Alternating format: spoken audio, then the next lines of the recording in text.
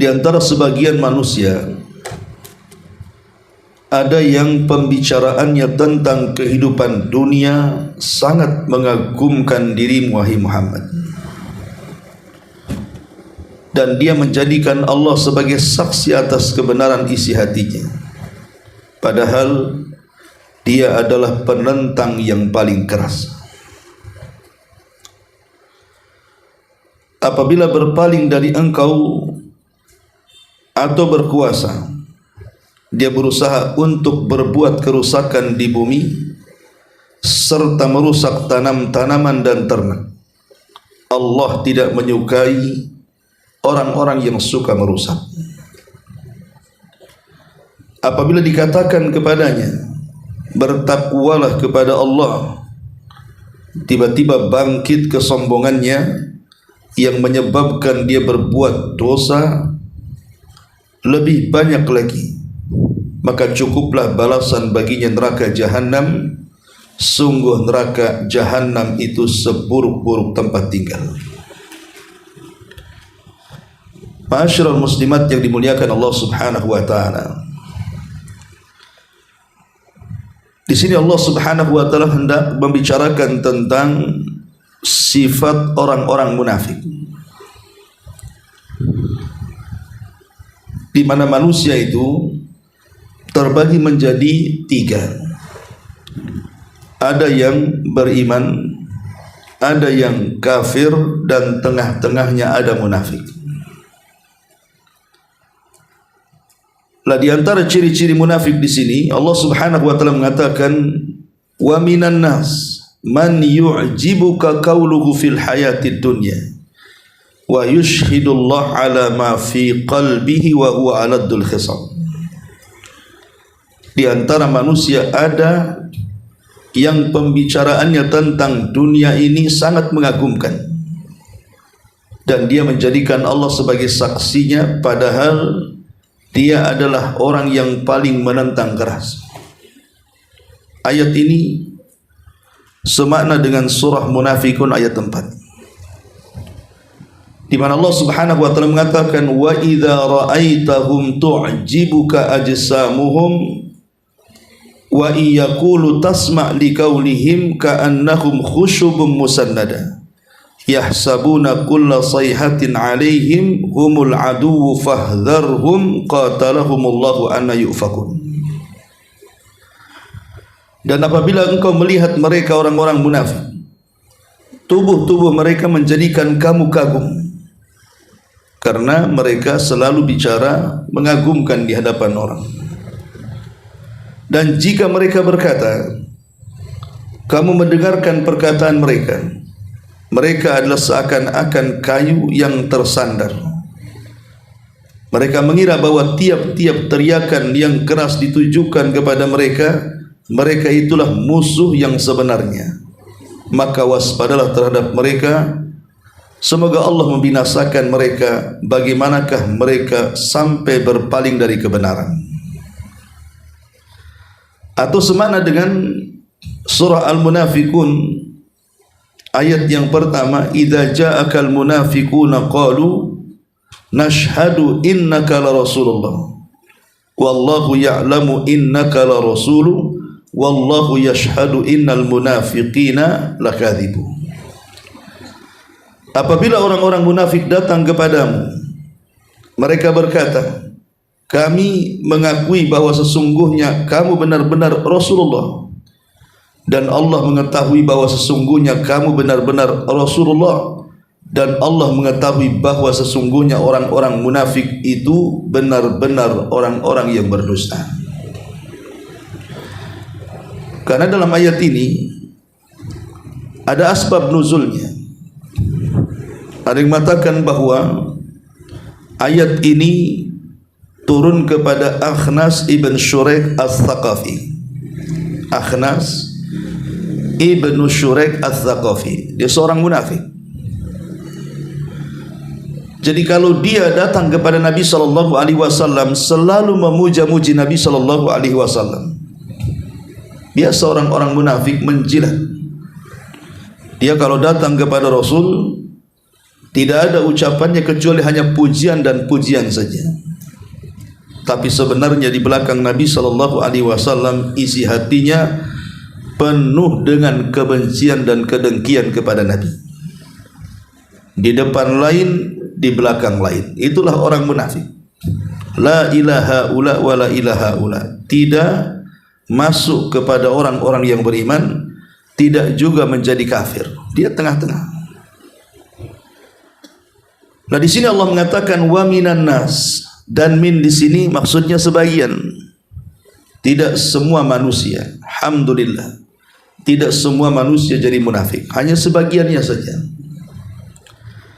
Man yu'jibuka, ada yang mengagumkan kauluhu, kata-katanya fil hayatid dunya. Sebagian para ulama mengatakan maksudnya orang-orang munafik itu kalau cerita dunia paling ahli, tapi kalau cerita soal akhirat paling nol. Maksudnya kauluhu fil hayatid dunya di sini. Jadi ciri-ciri orang munafik itu kalau cerita dunia luar biasa. Entah cerita bisnis, entah cerita pengalaman dia berjalan ke sana kemari, entah cerita kekayaan, pokoknya cerita dunia dia mahirnya. Tapi kalau cerita akhirat dia tidak tahu apa-apa tuh. Itu maksudnya qauluhu fil hayatid dunya. Wa yushhidullah ala ma fi qalbihi, dan dia menjadikan Allah sebagai saksi atas kebenaran isi hatinya. Maksudnya orang-orang munafik itu suka bersumpah. Kalimat yushhid di sini artinya bersumpah.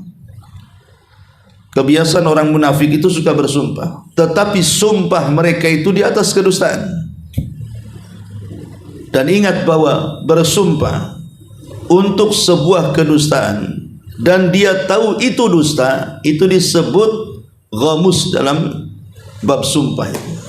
Ghamus itu artinya menjerumuskan atau menenggelamkan pelakunya ke dalam neraka. Sumpah yang menenggelamkan pelakunya ke dalam neraka disebut halif al-ghamus namanya.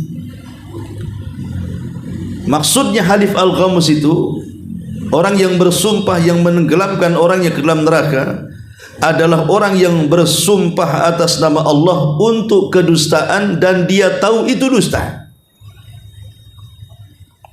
Ini bahaya. Seperti mamanya seseorang mengatakan, demi Allah saya tidak begini dan begitu. Dia tahu kalau dia melakukannya, tapi dia mengingkarinya. Itulah alamatul munafikin yang disebutkan oleh Nabi SAW, bahwa alamatul munafikina thalathun. Idza haddatha kadzab. Kalau dia bicara suka dusta. Bahkan dustanya orang-orang munafik itu seperti iblis, dengan membawa-bawa sumpah atas nama Allah Subhanahu wa taala untuk kedustaan. Iblis kan begitu ketika dia menggoda Nabi Adam alaihi salatu wassalam dengan was-was biasa, tidak mempan. Akhirnya kemudian iblis pun mulai dengan cara bersumpah. Makanya Allah mengatakan wa qasamahuma inni lakuma laminan nasihin. Iblis pun bersumpah di hadapan Adam dan Hawa bahwa dirinya adalah seorang pemberi nasihat. Karena Adam alaihi salatu wassalam sebelumnya belum pernah mendengar ada orang bersumpah untuk sebuah kedustaan, apalagi di alam para malaikat. Disangkanya ucapan iblis benar. Makanya kemudian Adam mengikuti was-was daripada syaitan, dimakannya buah larangan itu. Lah orang-orang munafik kurang lebih seperti itu. Jadi mereka mengambil nama-nama Allah Subhanahu wa taala dijadikan sumpahnya, tetapi bukan untuk menguatkan kejujuran, tapi untuk menguatkan kedustaan, dan dia tahu dia sedang berdusta. Inilah orang-orang munafik. Wa yushhidullah ala ma fi qalbihi, dan dia menjadikan Allah sebagai saksi atas kebenaran isi hatinya. Maksudnya dia menggunakan sumpah atas nama Allah untuk membenarkan kedustaannya. Tetapi Allah mengatakan wa huwa aladdul khisam, sementara dia orang munafik itu adalah penentang yang paling keras terhadap Islam. Karena memang orang munafik itu secara definisi sendiri, munafik itu artinya kan menampakkan keislaman, menyembunyikan kekufuran. Dia tampakkan keislamannya, tapi dia sembunyikan kekufurannya. Sehingga disebut munafik itu karena diambil dari kata-kata nafak. Nafak itu artinya lubang yang mengarah ke sebuah tempat, yang kemudian masuk dari satu lubang keluar dari lubang yang lainnya. Itulah munafik, masuk Islam lewat lubang lisannya, tapi keluar dari Islam lewat lubang hatinya. Tampaknya lisannya seolah-olah dia muslim, tetapi hatinya menyembunyikan banyak kekufuran dan kebencian kepada Islam. Itu disebut wa huwa aladdul khisam. Padahal dia adalah orang yang paling menentang dan yang paling keras penentangannya. Ma'asyiral muslimat yang dimuliakan Allah Subhanahu wa taala, orang-orang munafik di zaman Nabi itu terjadi pada periode Madinah. Karena di Mekah itu selama 13 tahun tidak ada orang munafik. Di Mekah itu cuma ada dua kelompok saja, mukmin dan musyrik, atau mukmin dan kafir. Kenapa di Mekah itu kok tidak ada orang munafik? Karena kita tahu bahwa sebab orang menjadi munafik itu dikarenakan Islam kuat. Tapi kalau Islam lemah, tidak perlu lagi jadi munafik, jadi kafir sajalah. Karena Islam lagi lemah. Lah, begitulah di Mekah Islam lagi lemah, makanya tidak ada orang munafik, semua kafir. Lah ketika kemudian Nabi SAW hijrah dari Mekah ke Madinah, mulai menguat Islam di sana, apalagi setelah pertempuran Badar dimenangkan kaum muslimin, mulailah kemudian orang-orang kafir ini, kalau dia tetap di atas kekafirannya, maka terancam nyawa, jiwa dan keluarga serta hartanya. Makanya akhirnya untuk menyelamatkan nyawa, kemudian jiwa, harta dan keluarganya, harus pura-pura masuk Islam supaya selamat. Makanya di Madinah akhirnya terpecah manusia yang tadinya di Mekah hanya dua kelompok muslim dan kafir, bertambah satu kelompok lagi namanya munafik.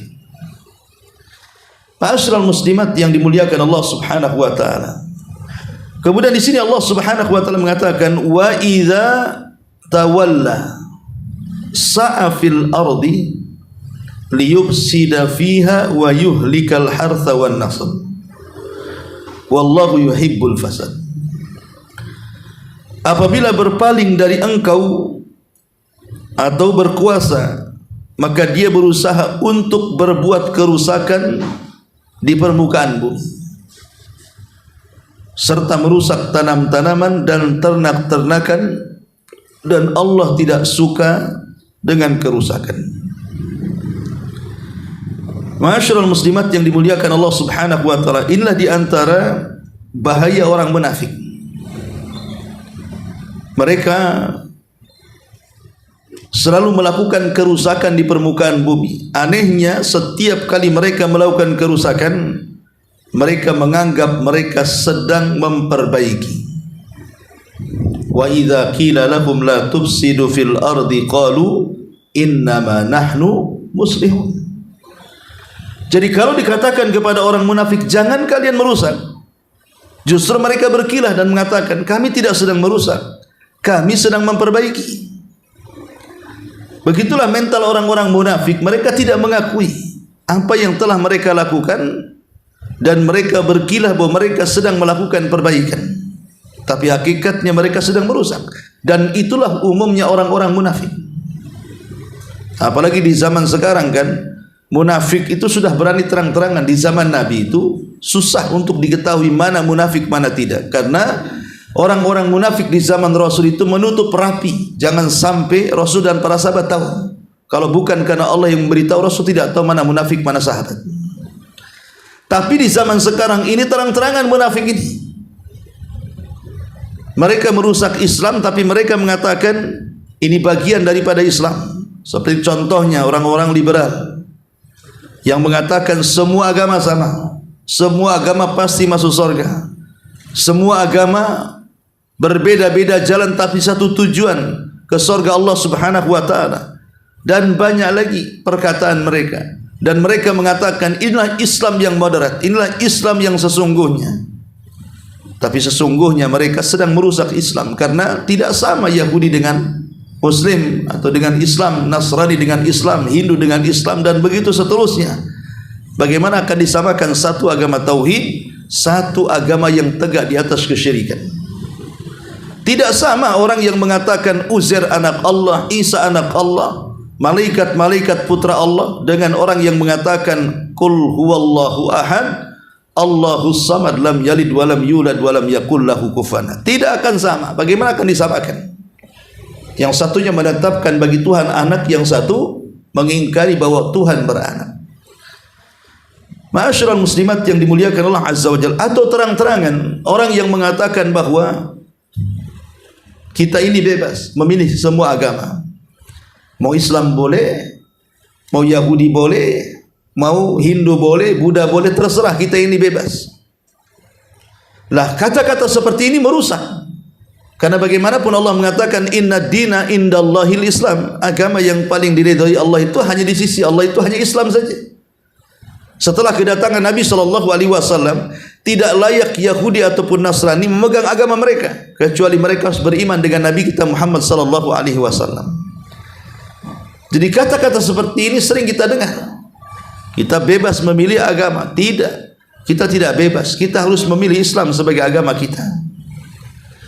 Ataupun mengatakan boleh seseorang itu mencampur adukan pemahaman agama kita dengan agama yang lain, toh juga sama-sama datang dari langit. Mereka punya kitab, kita juga punya kitab. Mereka punya nabi, kita punya nabi. Apa salahnya kita juga mengambil ajaran mereka? Jadi kalimat-kalimat seperti ini adalah kalimat-kalimat yang merusak, dan ini bagian daripada sifat-sifat munafik. Makanya di sini Allah mengatakan wa idza sa'a fil ardi liyufsida fiha wa yuhlikal hartha wan nasl. Apabila berpaling dari engkau dan berkuasa, dia berusaha untuk melakukan kerusakan di bumi serta merusak tanam-tanaman dan ternak. Allah tidak menyukai kerusakan. Kemudian Allah Subhanahu wa taala mengatakan wa idza qila lahu taqillah, apabila dikatakan kepada mereka orang-orang munafik, bertakwalah kepada Allah, bertobatlah, bertakwalah, takutlah, salat, pokoknya dinasihati, ya. Bangkitlah, akhadathul izzatu bil itsmi, bangkitlah kesombongan mereka yang menyebabkan dia berbuat dosa jauh lebih banyak lagi. Maka Allah mengatakan fahasbuhu jahannam wala bi'sal mihad, maka cukuplah balasan bagi mereka neraka jahanam, dan sungguh neraka jahanam itu seburuk-buruk tempat. Inilah ciri orang munafik, Bu, tidak terima dengan nasihat. Ciri-ciri orang munafik itu kalau dinasihati mereka tidak akan terima. Sementara ciri-ciri orang yang beriman, kalau dinasihati berterima kasih atas nasihatnya, karena tidak ada yang tahu kekurangan kita kecuali orang.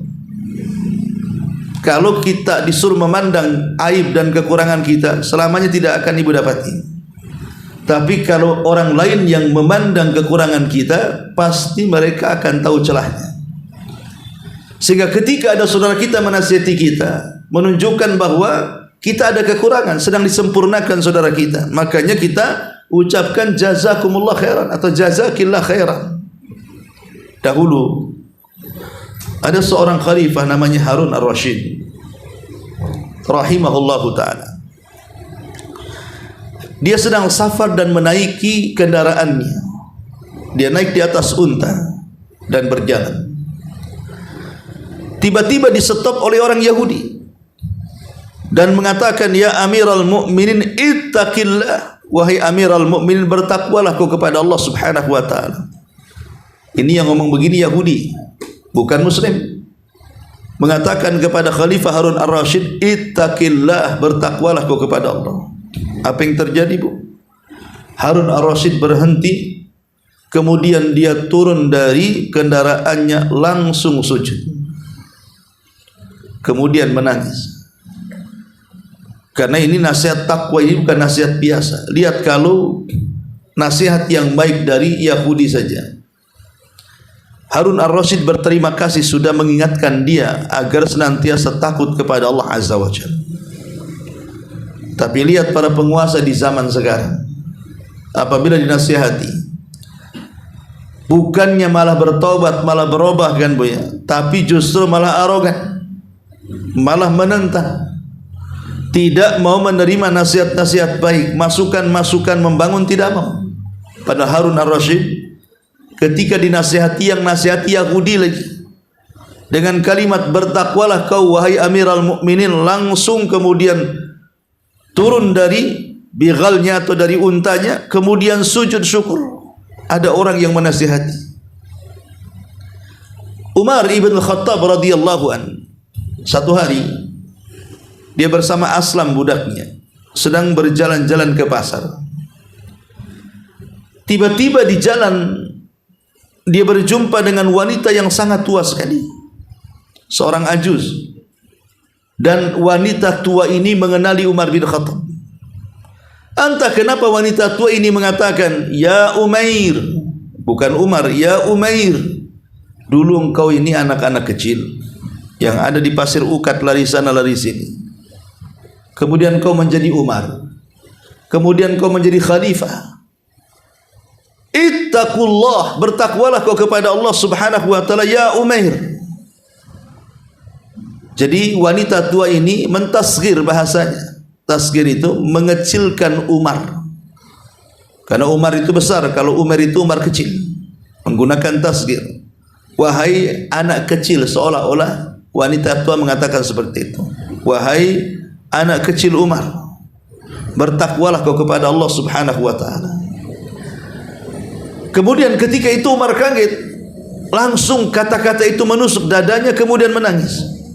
Aslam sebagai pembantunya geram kepada nenek itu, seolah-olah nenek itu sudah menyakiti dengan kata-katanya terhadap Amirul Mukminin, sehingga dia mengatakan, wahai Amirul Mukminin, biarkan aku menegurnya. Tapi Umar kemudian menarik tangan Aslam dan mengatakan, da'uha yatakallam, jangan, biarkan dia bicara, jangan, biarkan dia bicara. Tahukah engkau siapa dia wahai Aslam? Maka Aslam mengatakan, aku tidak tahu siapa dia. Kata Umar bin Khattab radhiyallahu anhu, dialah wanita yang karena sebabnya satu surat Al-Quran turun. Dialah wanita yang karena sebabnya satu surat Al-Quran turun kepadanya. Surah Mujadilah. Surah Mujadilah turun kepada wanita itu. Siapa dia? Haulah bintu Hakim. Wanita itu adalah Haulah bintu Hakim, yang karenanya surah Al-Mujadilah satu surat turun karenanya. Maka Umar mengatakan, tahukah kamu siapa wanita itu? Wanita itu adalah wanita yang karenanya satu surat dalam Quran turun. Haulah bintu Hakim. Lihat bagaimana Umar radhiyallahu an ketika dinasihati oleh wanita tua Haulah agar bertakwa kepada Allah Subhanahu wa taala, dia langsung meneteskan air matanya. Sadar bahwa kalimat itu menyadarkan dirinya. Memang orang itu harus dinasihati. Kalau orang tidak pernah dinasihati, apalagi dia seorang pejabat, seorang pemimpin, maka terkadang jabatan dan kepemimpinannya itu menyesatkan dia. Bukankah Allah mengatakan, kalla innal insana la yatgha an ra'ahu istaghna. Terkadang manusia itu mudah melampaui batas kalau sudah dibentangkan hal-hal dunia kepadanya. Betapa banyak orang yang sebelum menjadi pemimpin baik, tapi setelah menjadi pemimpin dia orang paling bejat. Betapa banyak orang-orang yang sebelum dia kaya dia orang baik, tapi setelah dia kaya dia menjadi orang jahat. Itulah kenapa kemudian nasihat-nasihat itu penting dan harus diterima dan berterima kasih. Lah orang-orang munafik justru terbalik di sini. Wa idza qila lahu taqillah, apabila dikatakan kepada mereka bertakwalah kau kepada Allah, akhadatul izzatu bil itsmi, justru bangkit kesombongannya yang menyebabkan mereka lebih banyak lagi melakukan dosa. Bukan tobat, malah nambah dosa. enggak terima. Ya. Makanya ingat bahwa kalau kita dinasihati kemudian kita malah sakit hati, kemudian malah mencaci maki orang yang menasihati kita, jangan-jangan masuk kepada ayat ini. Maka berterima kasihlah kalau ada orang yang berikan nasihat, karena itu bagian daripada alamat dari alamat seorang mukmin. Maka Allah Subhanahu wa taala akhiri ayatnya fahasbuhu jahannam wala bi'sal mihad. Maka cukuplah jahannam sebagai tempat mereka, dan jahannam adalah seburuk-buruk tempat tinggal bagi mereka. Ma'asyiral muslimat yang dimuliakan Allah Subhanahu wa taala, di dalam Al-Quran bukan hanya ayat ini saja yang menjelaskan tentang alamatun nifaq itu. Banyak di beberapa ayat yang lain. Saya sebutkan pertama, di antara sifat orang munafik adalah at-tama'u asy-syahwani. Mereka manusia yang paling tamak terhadap dunia, dan mereka manusia yang paling mengikuti syahwatnya. Jadi orang munafik adalah orang yang paling tamak terhadap dunia dan yang paling tamak terhadap mengikuti syahwatnya.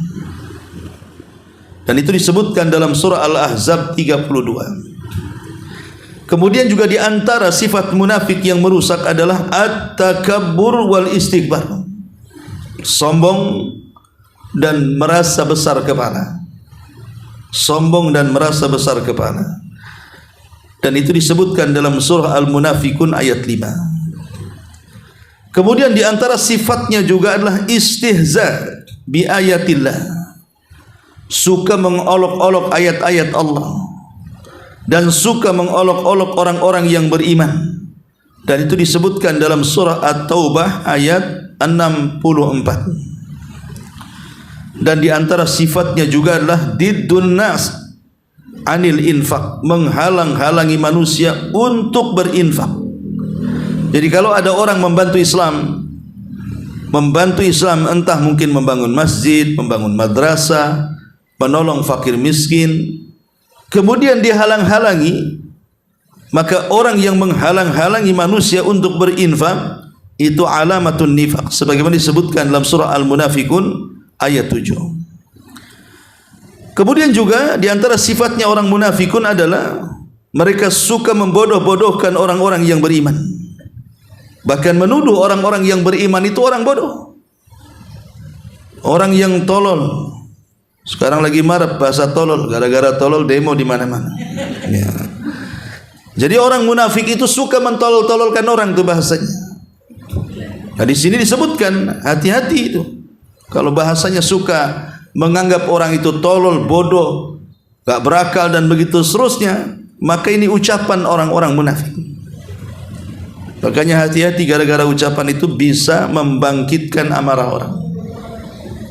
Saya kira orang yang mengucapkannya, dia tidak akan sadar bahwa akan terjadi seperti itu kepada dirinya kan.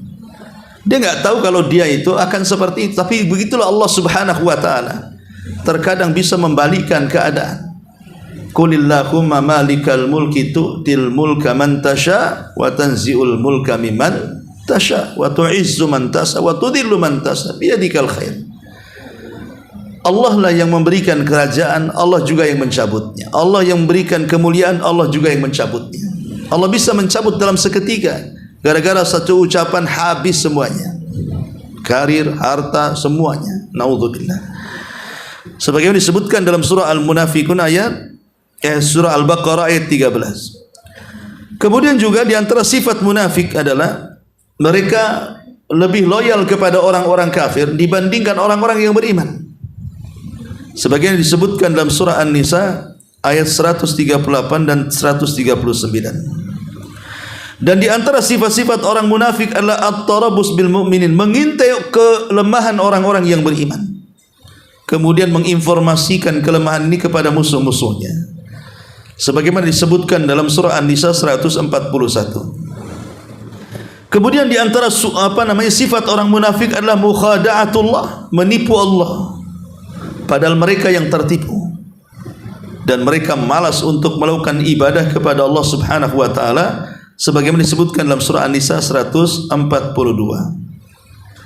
Di antara juga sifat munafikin adalah at-tadubdub wat-taraddud. Bingung, tidak punya pendirian. Tidak gabung dengan orang yang beriman, ya tidak jadi orang kafir juga. Tidak ke sana, tidak kemari. Sebagaimana disebutkan dalam surah An-Nisa ayat 143. Di antara sifat orang-orang munafik juga adalah merusak di antara orang-orang yang beriman.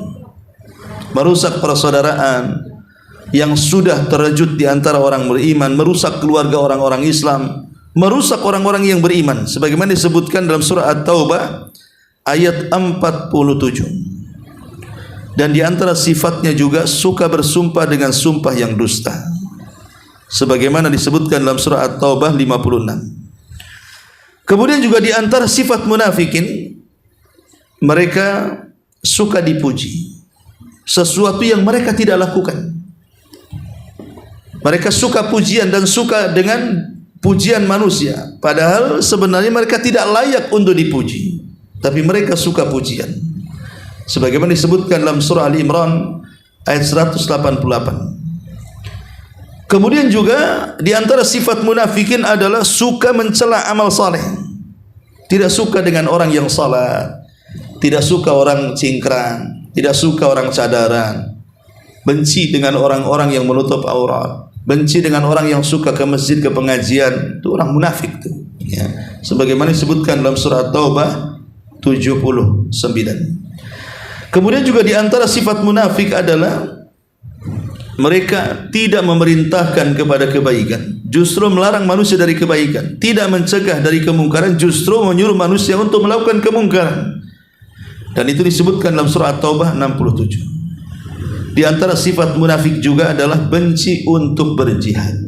Sebagaimana disebutkan dalam surah At-Taubah 81. Di antara sifat munafik juga adalah suka mengakhir-akhirkan salat. Mereka salat tapi mereka tidak khusyuk, mereka suka mengakhir-akhirkan salat. Sebagaimana disebutkan dalam hadis Nabi SAW, tilka salatul munafik, itulah salatnya orang munafik. Di antara juga sifat orang munafik adalah mereka lisannya sangat kasar, sangat kasar, al-bada'ah, sangat kasar, ya, tidak layak diucapkan. Kemudian juga di antara sifat-sifat munafikin, mereka menampakkan keislaman dan menyembunyikan kekufuran. Itulah yang Allah Subhanahu wa taala peringatkan mereka dalam surah Munafikun ayat 4.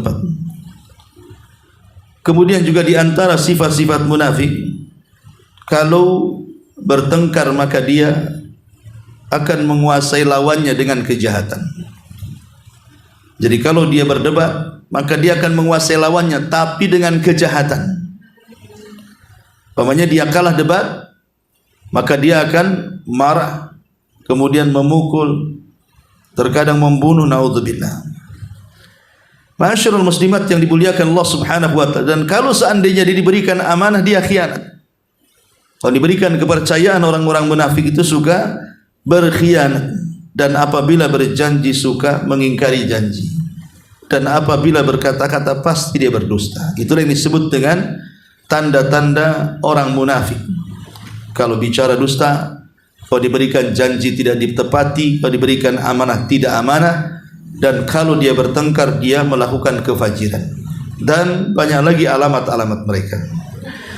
Ma'asyiral muslimat yang dimuliakan Allah Azza wa Jalla. Sekarang aqwal as-salaf.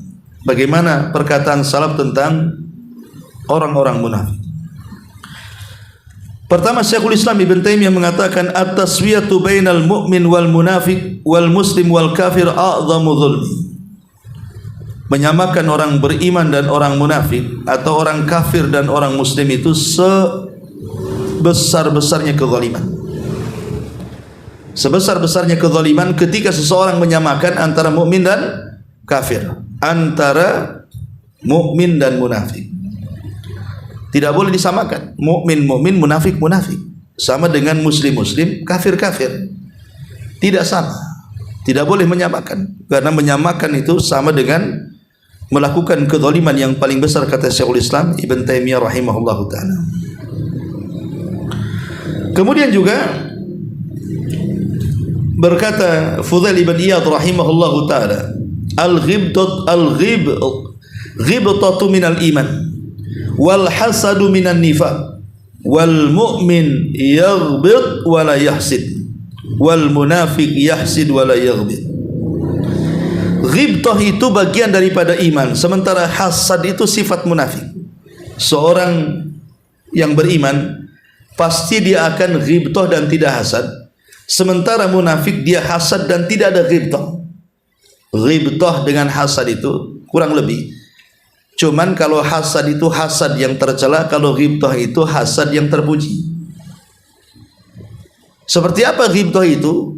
Tetangga kaya bisa haji, bisa umroh, bisa kurban, bisa membangun masjid, bisa membangun panti asuhan, pokoknya kaya raya, banyak amalannya. Kita yang miskin berpikir, coba ya Allah kalau aku seperti dia, aku pun akan bangun masjid, aku pun akan umroh, aku pun akan haji. Itu namanya ghibtah. Ghibtah itu berangan-angan seperti orang lain supaya dia mampu melakukan seperti yang dilakukan orang lain. Itu ghibtah, itu bagian daripada hasad, tapi hasad yang terpuji. Karena hasad yang tercela itu, dia mengangan-angani harta orang lain, bukan ingin seperti orang lain, tapi ingin hartanya pindah sama dia. Itu yang dikatakan hasad. Lah orang yang beriman itu ghibtah, orang munafik itu hasad. Ya, itu katanya Fudail ibn Iyad rahimahullahu taala. Jadi kalau seandainya kita memandang orang, tidak suka orang senang, tidak suka orang kaya, tidak suka orang sukses, ini hati-hati, itu nifak namanya. Tapi kalau seandainya dia senang saudaranya kaya, dia senang saudaranya sukses, kemudian dia mengatakan, ya Allah, aku juga berikanlah sukses seperti yang Allah kau berikan kepada dia, itu namanya ghibtah. Ini dikatakan oleh Fudail ibn Iyad. Kemudian juga berkata Fudail ibn Iyad dalam perkataan yang lain, al-mu'min yastur wa ya'id wa yansah wal fajir wal munafiq yahtak wa yu'ayyir wa yubshi. Kata Fudail ibn Iyad, orang yang beriman itu suka menutup aib saudaranya, suka menasihati saudaranya, dan suka memberikan arahan kepada saudaranya. Sudah ditutup aibnya, dinasihati dan diarahkan. Tapi orang munafik suka membongkar aib saudaranya, mencacati aib saudaranya, dan menyebar aib saudaranya. Itulah bedanya orang mukmin munafik. Jadi kalau orang mukmin, kalau saudaranya punya kesalahan, dia akan tutup kesalahannya. Bukan hanya ditutup, dinasihati dan diarahkan, supaya dia menjadi lebih baik lagi dan bertobat. Dan orang tidak tahu kesalahan dia supaya tidak malu. Sebab satu aib saja terbongkar, malunya naudzubillah orang itu. Kemudian orang munafik, kata Fudail ibn Iyad, sukanya justru tidak menutup aib, membongkar aib. Bukan hanya dibongkar, tetapi juga diburuk-burukan dan disebar-sebarkan. Maka hati-hati, ini ciri-ciri munafik namanya. Ya, suka membongkar aib saudaranya, menjelek-jelekan, bahkan sampai menyebarkan, naudzubillah. Kemudian berkata Sumaid ibn Ajlan al-Basri rahimahullahu ta'ala, al-munafiq yabki min ra'si fa amma min qalbihi fala. Orang munafik kalau menangis hanya sebatas di kepala, tidak sampai ke hati. Berarti tangisan pura-pura namanya. Orang munafik itu pandai melakukan acting. Jadi kalau nampak menangis mendengarkan Quran, mendengarkan wejangan, nasihat, ya betul, tapi sebatas di kepala saja, tidak sampai ke hati tangisannya. Makanya terkadang sadarnya sebentar, kemudian tidak sadarnya lama. Kemudian juga disebutkan oleh Abu Salih rahimahullahu ta'ala, al-mu'min yu'ashiruka bil ma'ruf wa yadulluka ala salahi dinik wa dunya, wal munafiq yu'ashiruk bimumadahati wa yadulluka ala ma tashtahihi wal ma'sum man farraqa baina halaini. Berkata Abu Salih rahimahullahu taala, seorang yang beriman, orang mukmin, kalau mereka menggauli dirimu, bergaul dengan kamu, berteman dengan kamu, maka mereka berteman dengan kebaikan dan pasti akan menunjukkan kepada kebaikan agama dan akhirat, kebaikan dunia dan akhirat. Jadi orang yang beriman itu kalau bergaul, berkawan dengan kita, maka dia akan baik dengan kita dan berusaha menasihati kita untuk menyelamatkan dunia kita dan akhirat kita. Tapi orang munafik, kalau dia bergaul dengan kita, maka sebaliknya, orang munafik itu, maka mereka bergaul dengan tidak baik dan mereka akan mengikuti syahwat untuk merusak dunia dan akhirat kita. Diajaknya kita mabok, judi dan begitu seterusnya. Nah, ini diantara juga termasuk sifat-sifat munafik kata Abu Salih. Kemudian juga dikatakan oleh Imam Ibnul Qayyim rahimahullahu ta'ala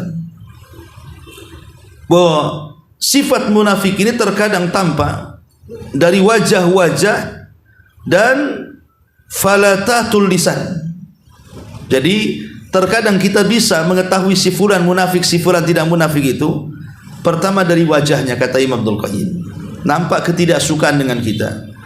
Kemudian dari lisannya, terkadang lisannya itu cacian, makian, hinaan, gibahan dan begitu seterusnya. Dan Imam Ghazali rahimahullahu taala mengatakan bahwa man ahsanal qaula wa asa'al amala kana munafiqa. Siapa yang baik ucapannya tapi jelek amalannya, itulah munafik. Ucapannya bagus tapi amalannya buruk, itulah munafik.